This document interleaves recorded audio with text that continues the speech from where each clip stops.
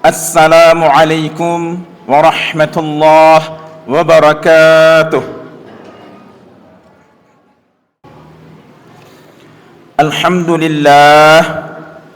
Alhamdulillahi rabbil alamin, wa bihi nasta'inu ala umurid dunya waddin.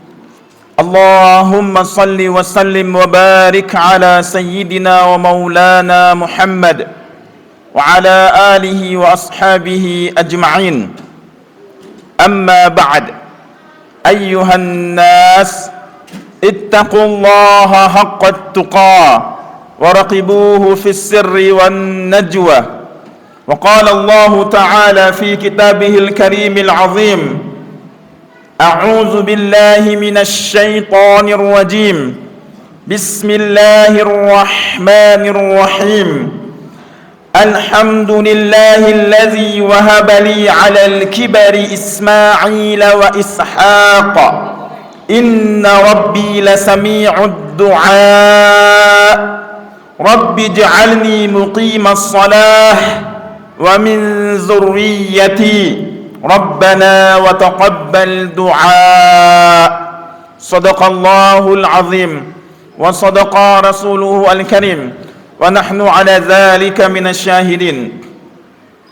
Puji dan syukur sama-sama kita panjatkan kehadiran Allah Azza wa Jalla, Rabb yang masih memberikan berbagai macam kenikmatan kepada kita, nikmat sehat, iman, dan juga kesempatan bagi kita untuk bisa kembali hadir di masjid yang kita cintai ini.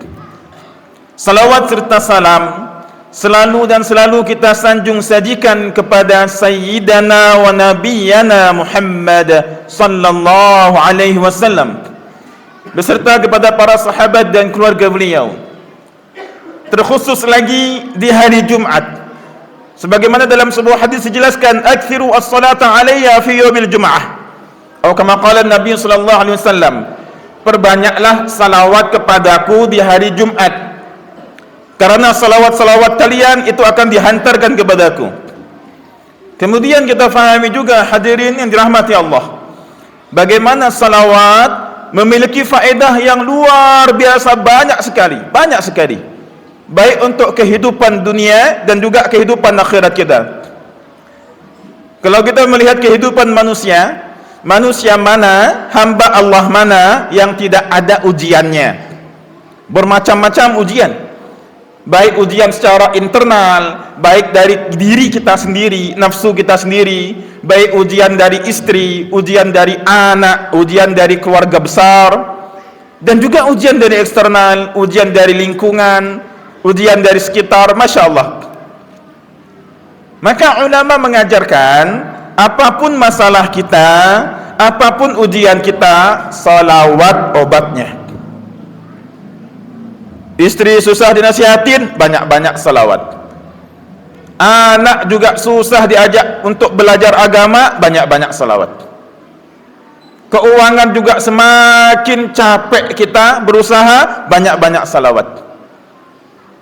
Belajar agama kok kayaknya susah masuk dan waktunya pun sulit untuk dicari, banyak-banyak salawat.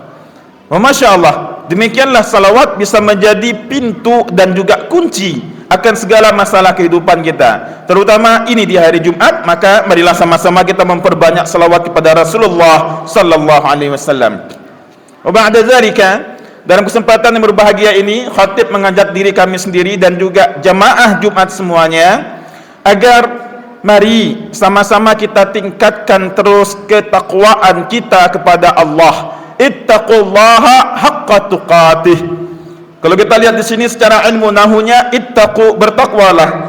Ku di situ ada objeknya, ada maf'ulnya, yakni kum, kalian. Bertakwalah kalian wahai umat Islam. Kepada siapa? Objek yang kedua atau maf'ul yang kedua, kepada Allah. Bagaimana takwanya? Ada penjelasan lagi. Ini menarik. Ketika suatu kalimat ada maf'ul mutlaknya, yakni ada penjelasnya, ya, untuk menunjukkan yang pertama bahwasanya kalimat ini penting. Kalau datang dari ayat, semua ayat penting. Ketika ada kalimat maf'ul mutlak tadi, penegasan tadi, penjelas tadi, maka harusnya kita lebih memahaminya lebih dalam lagi. Ittaqullah, bertakwalah kepada Allah haqqa tuqatih, sebenar-benar takwa. Hadirin yang dirahmati Allah, manusia dalam Al-Quran disebutkan juga sebagai Abul Bashar. Abul Bashar yakni Abul Bashar dipanggil Nabi Adam, bapaknya manusia. Bashar di situ manusia. Kenapa menggunakan kata bashar? Bukan hanya menggunakan kata annas, bukan hanya menggunakan kata insan. Karena bashar kita diciptakan min salsal. Min salsal. Apa itu salsal? Dari tembikar, hadirin sekalian. Tembikar yakni tanah liat yang udah kering. Karena itu namanya tanah liat, maka ada zatnya, bisa dipegang, benda padat. Kalau terlalu kuat dipegang maka akan rusak nantinya.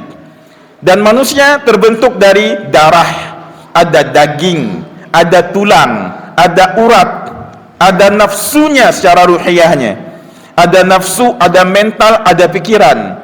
Maka terkadang manusia pun jatuh dalam kelalaian, jatuh dalam kefuturan, jatuh dalam maksiat.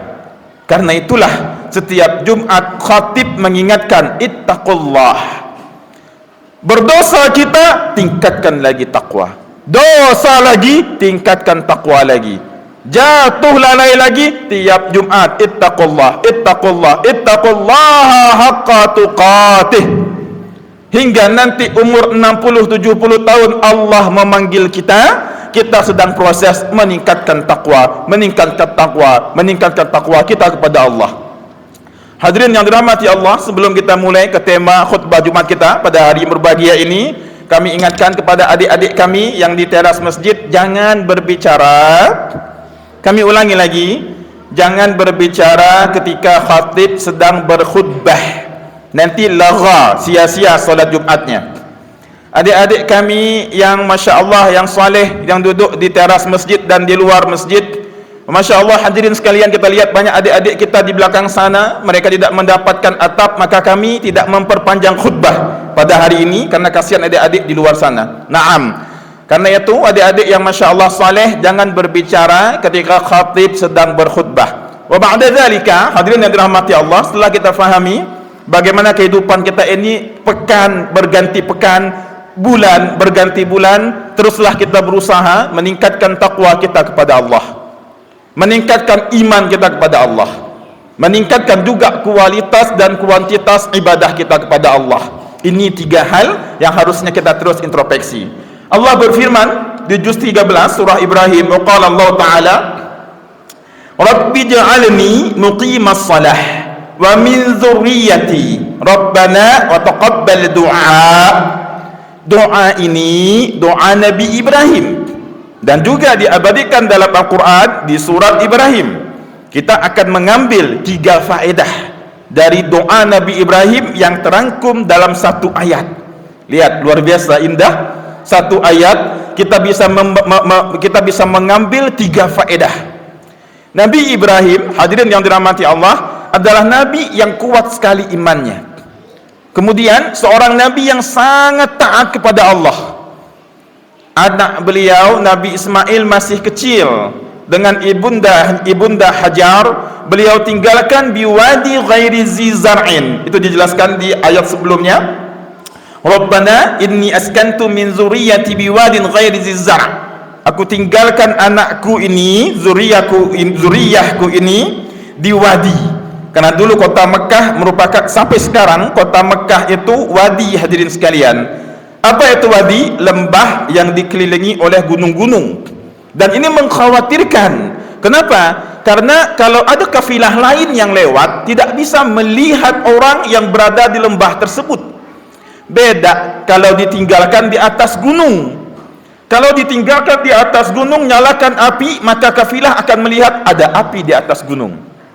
Tapi kalau di lembah, siapa yang mau lihat? Ketutup gunung semuanya. Dan juga tidak ada tanam-tanaman, tidak ada pohon-pohonan. Biwadi ghairi zizar, yang tidak ada tumbuh-tumbuhan, tandusnya luar biasa. Bagaimana mau tumbuh? Zaman dulu tidak ada sumber air di kota Mekah. Dan di tempat itulah Nabi Ibrahim meninggalkan anak beliau, anak yang dulunya beliau harapkan, yang beliau dapatkan di masa tuanya. Maka tadi ayat kita singgung juga, alhamdulillahilladzi wahabali, alhamdulillah segala puji bagi Allah yang telah memberikan kepadaku alal kibar, ketika aku telah lanjut usiaku. Baik, setelah beliau meninggalkan anak istri beliau di wadi Makkah, ya, di Bakkata, di wadi yang tidak ada tumbuh-tumbuhan di situ, apa yang beliau lakukan? Beliau tetap berdoa. Apa doa beliau? Ini menarik bagi kita. Rabbi ja'alni muqimas salah. Wahai Rabbku, jadikanlah aku ini orang yang mendirikan salat. Perkara salat bukan hanya perkara yang dilakukan oleh Nabi Muhammad sallallahu alaihi wasallam. Perkara salat adalah perkara yang telah dilakukan oleh nabi-nabi terdahulu, termasuk Nabi Ibrahim, termasuk nabi sebelumnya, termasuk juga Nabi Zakaria. Iznadahu rabbuhu hunalika da'a Zakaria rabbah, ketika Nabi Zakaria sedang berdoa, sedang solat kepada Rabbnya, namun tata cara syariatnya yang berbeda. Kembali ke Nabi Ibrahim. Hadirin yang dirahmati Allah, kalau kita buka kitab akidah, kita buka kitab yang tipis, Aqidatul Awam, kita buka kitab pertengahan, Jauharatut Tauhid, para nabi itu beda dengan wali. Para nabi, mereka adalah orang yang telah dipersiapkan oleh Allah sedari kecil, dari bayi dipersiapkan sampai nanti tiba masanya untuk menjadi nabi. Maka mereka pun maksum semuanya. Kalau misalnya ada satu dua kesalahan, itu udah kehendak Allah. Seperti Nabi Nuh berdoa untuk anaknya, kemudian ada beberapa kesalahan anbiya yang lain, itu kehendak Allah. Kenapa? Karena Allah ingin hanya Nabi Muhammad nanti yang diterima syafaatnya. Maka dengan kehendak Allah pun Allah buat beberapa anbiya ini dimasukkan dalam beberapa kesalahan menurut Allah, dan kemudian diampuni oleh Allah. Apa hikmahnya? Agar hanya Rasulullah yang bisa memberikan syafaat. Kembali ke Nabi Ibrahim. Para nabi dari kecil dijaga oleh Allah. Fisik mereka itu semuanya baik. Nggak ada nabi yang buta, nggak ada nabi yang cacat. Hatta Nabi Ya'qub itu buta majazi, bukan buta hakiki. Suara para anbiya itu bagus. Ini dijelaskan juga oleh Rasulullah dalam kitab Syama'il Muhammadiyah. Para anbiya ganteng-ganteng, cakep-cakep. Kemudian kalau mereka berdakwah, suara mereka itu bagus, enak didengar. Dan para anbiya tidak mungkin melalaikan salat, tidak mungkin melalaikan perintah Allah. Para anbiya, mereka Allah suruh salat, mereka dijaga oleh Allah dari kelalaian. Beda dengan wali, hadirin sekalian. Kalau wali, ada orang yang dulu maksiat, umur 40 tahun dia taubat, kemudian dia tempuh jalan orang saleh, dia tempuh jalan para aulia Allah, nanti Allah akan angkat dia menjadi wali. Sehingga kita masih ada peluang menjadi wali. Tapi para nabi, mereka tidak pernah berbuat maksiat, tidak pernah dilalaikan, tidak pernah lalai dari perintahnya, dari perintah Allah. Mustahil mereka jatuh dalam kelalaian, karena Allah langsung yang menjaga mereka. Ini kalimat maksum artinya. Baik, kita fahami siapa itu nabi, bagaimana penjagaan Allah kepada mereka. Lalu, ini menarik, lalu kenapa Nabi Ibrahim masih berdoa juga? Ya Rabb, jadikanlah aku ini orang mendirikan salat. Padahal beliau sendiri dijaga oleh Allah dari kelalaian salat. Padahal beliau sendiri ditolong oleh Allah untuk taat kepadanya. Kenapa masih berdoa juga? Ini imannya para anbiya. Dan Nabi Ibrahim abul anbiya, imannya para anbiya, hadirin sekalian. Kita lihat bagaimana dari Nabi Ibrahim kemudian lahir Nabi Ishak. Dari Nabi Ishak terus lahir para anbiya, Nabi Ya'qub, Nabi Yusuf, sampai ke Nabi Musa, sampai terus ke Nabi Zakaria, sampai terus ke Nabi Yahya, sampai terus ke Nabi Isa. Maka dari Nabi Ishak sampai Nabi Isa itu semua satu keturunan. Kita bisa buka sejarahnya di tafsir surah Ali Imran. Makanya nama surahnya Ali Imran, keluarga besar Imran. Kemudian dari Nabi Ismail terus sampai ke Adnan, terus sampai ke Hashim, sampai ke Abdul Muttalib, sampai ke Abdullah, sampai ke Rasulullah sallallahu alaihi wasallam. Lihat bagaimana garisnya luar biasa indah. Maka Nabi Ibrahim adalah seorang nabi yang betul-betul berkeyakinan kami tidak bisa beribadah tanpa pertolongan Allah. Kalau zaman kita, hadirin sekalian, ada seorang dokter yang udah 15 tahun menjadi dokter tapi masih berdoa, ya Allah tolonglah saya untuk bisa memakai stetoskop, ya Allah tolonglah saya untuk bisa menggunakan jarum suntik, ya Allah tolonglah saya untuk bisa mendiagnosa penyakit dari pasien-pasien saya. Ini dokter 15 tahun sudah bertugas, sudah berdinas, sudah praktek, tapi kok masih berdoa juga. Lihat bagaimana Nabi Ibrahim seorang nabi tapi tetap berdoa, ya Allah jadikanlah aku orang-orang yang mendirikan salat. Apa hikmah yang bisa kita ambil? Memang kita bisa salat, hadirin semuanya, kita tahu syarat sahnya, kita tahu syarat wajibnya, kita tahu rukunnya, kita tahu yang sunnah, kita tahu yang membatalkan. Pernahkah kita berdoa, ya Allah tolonglah saya untuk salat, ya Allah a'inni fis salah, Allahumma a'inni ala zikrik wa syukrik wa husni ibadatik, sebagaimana Nabi mengajarkan kepada Sayyidina Mu'adz bin Jabal.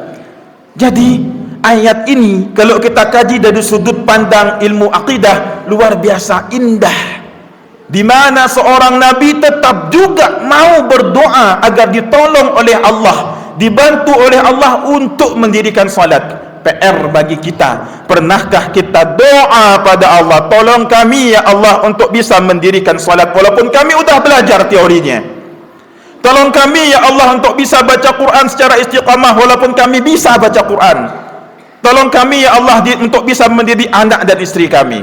Baik, kan tadi di awal kita ingin mempersingkat khutbah. Yang kedua hikmahnya, Nabi Ibrahim memiliki visi agar bagaimana orang-orang yang mendirikan salat bukan cuma beliau, bukan cuma istri beliau, bukan cuma anak beliau, bukan cuma cucu beliau, tapi seluruh keturunan beliau, beliau doakan termasuk orang-orang yang mendirikan salat. Siapa keturunan beliau? Tadi dari Nabi Ishak sampai ke Nabi Isa. Sampai ke Nabi Isa putus karena Nabi Isa diangkat ke langit. Dari Nabi Ismail sampai ke Adnan. Adnan ini merupakan leluhurnya orang Arab. Sampai terus nanti ke Qushay, sampai nanti terus ke Hashim, sampai nanti ke Abdul Manaf, ke Hashim, Abdul Muttalib nama aslinya Syaibah, sampai ke Abdullah ibunda ayahanda Rasulullah SAW, sampai ke Rasulullah. Sampai ke Rasulullah sekarang masih ada keturunan Nabi namanya Habaib. Nanti Imam Mahdi dalam sebuah hadis keturunan Nabi. Maka semuanya itu adalah keturunan dari Nabi Ibrahim, yang Nabi Ibrahim mendoakan mereka agar termasuk orang-orang mendirikan salat. Hikmah kedua, pernahkah hadirin, pernahkah jamaah Jumat sekalian, kita memiliki visi seperti visi Nabi Ibrahim? Anak saya harus soleh, cucu saya harus soleh, cicit saya harus soleh, anak cicit saya harus soleh, keturunan saya harus soleh. Tahun 2500 Masehi keturunan saya masih ada dan semua orang soleh. Pernahkah kita berfikir demikian? Maka ayat ini mengajarkan kita, kalau kita soleh, bagaimana anak kita soleh, cucu kita soleh, cicit kita soleh. Kenapa? Doa Nabi Ibrahim menggunakan kata zuriyah. Beda hadirin antara walad, antara hafid dengan zuriyah. Kalau anak bahasa Arabnya walad, kalau cucu bahasa Arabnya hafid, kalau cicit ibnu hafid, kalau zuriyah keturunan. Jangan heran kalau kita lihat ada seorang ulama di Yaman namanya Habib Umar bin Hafidh. Ayah beliau hafid dan alim, kakek beliau hafid dan alim, uyut beliau hafid dan alim, ayah uyut beliau hafid dan alim, uyut dari uyut beliau hafid dan alim, sampai ke Sayyidina Ali bin Abi Thalib, sampai ke Rasulullah. Semua garis keturunannya hafid dan alim. Mudah-mudahan apa yang dipraktekkan Nabi Ibrahim mulai kita praktekkan pelan-pelan. Kita berpikir visioner. 2500 Masehi, tahun 3000 Masehi, kuburan kita masih ada, anak-anak kita semuanya mendoakan kita. Hikmah ketiga, Rabbana wa taqabbal du'a. Nabi Ibrahim setelah berdoa, beliau minta lagi dengan keyakinan, tolong kabulkan doa kami. Ini karakter seorang nabi, udah berdoa dan mengulang lagi doanya. Hikmahnya, Jangan pernah putus asa dari berdoa dan teruslah mengulang-ulang doa kita, karena kita enggak tahu doa mana yang diijabah oleh Allah. Kesimpulan khutbah yang berbahagia pada hari Jumat ini, yang pertama, kita mampu solat, kita faham solat, kita tahu tata cara solat, tapi jangan pernah putus berdoa kepada Allah, minta agar kita dijadikan orang-orang yang mendirikan solat, minimal dengan doa yang diajarkan oleh Rasulullah, Allahumma a'inni ala zikrika wa syukrika wa husni ibadatik. Yang kedua, kalau kita udah soleh, masukkan pola pikir baru, bagaimana anak kudu soleh, cucu kudu soleh, keturunan sampai 20 ke bawah, 30 ke bawah, semuanya soleh dan mendoakan kita. Yang ketiga, ulang-ulang terus doa dan harapan kita kepada Allah. Barakallahu li wa lakum fil Qur'anil Karim wa nafa'ani wa iyyakum bima fihi minal ayati wa zikril hakim.